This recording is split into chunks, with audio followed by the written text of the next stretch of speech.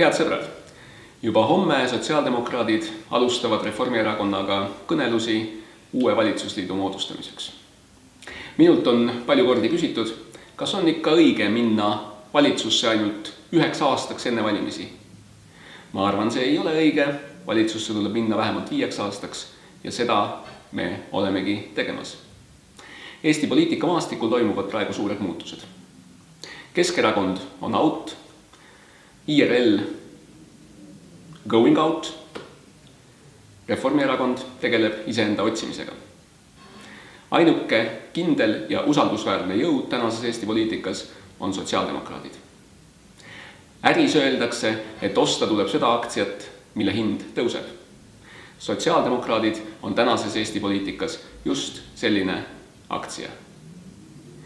Me oleme kindlad, me oleme enesekindlad ja me töötame selle sihiga, et 2015. aasta valimiste järel olla ise valitsuse moodustajad.